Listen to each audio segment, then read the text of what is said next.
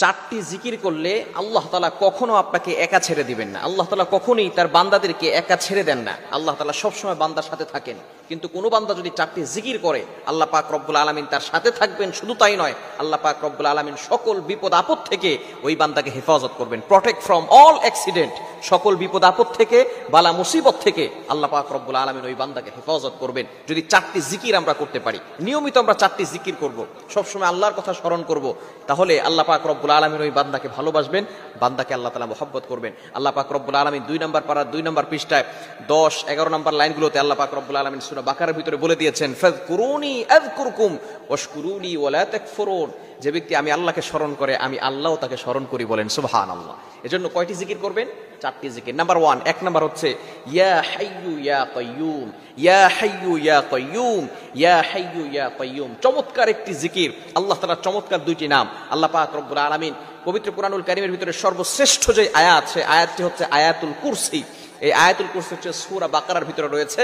আল্লাহ পাক রব্বুল আলামিন 3 নম্বর পারার 1 নম্বর পৃষ্ঠা 255 নম্বর আয়াতে আল্লাহ পাক রব্বুল আলামিন জানিয়ে দিয়েছেন, খুবই চমৎকার একটি আয়াত।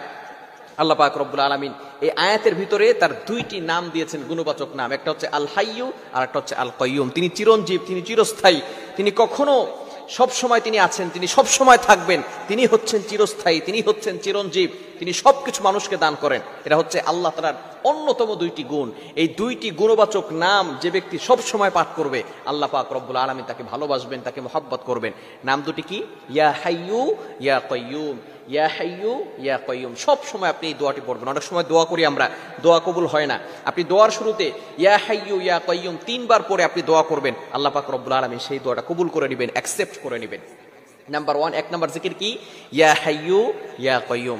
নাম্বার 2, দ্বিতীয় নাম্বার হচ্ছে দোয়া ইউনুস। আমরা অনেক সময় বিপদে পড়ে যাই, দোয়া ইউনুস বেশি বেশি পড়বেন। ইউনুস আলাইহিস সালাতু ওয়াস সালাম যখন কঠিন বিপদে পড়েছিলেন, তখন তিনি এই দোয়া পড়েছিলেন, লা ইলাহা ইল্লা আনতা সুবহানাকা ইন্নী কুনতু মিনাজ জালিমিন। আমরা এই দোয়াটি অনেকেই জানি, কিন্তু এই দোয়ার অর্থ কি এটাই আমরা অনেকে জানি না। আল্লাহ পাক রব্বুল আলামিন বলছেন, লা ইলাহা ইল্লা আনতা। আয় আল্লাহ, কি চমৎকার একটি দোয়া! অর্থের দিকে তাকান। আপনি প্রথমে ঘোষণা দিচ্ছেন আল্লাহ ছাড়া কোনো মাবুদ নাই। এরপরে বলছেন সুবহানাকা, আল্লাহ আপনার কোনো ত্রুটি নাই, আপনি পবিত্র। এরপরে আপনি নিজেকে অপরাধী করছেন, ইন্নী কুনতু মিনাজ জালিমিন, আল্লাহ আমি নিজে অপরাধ করেছি।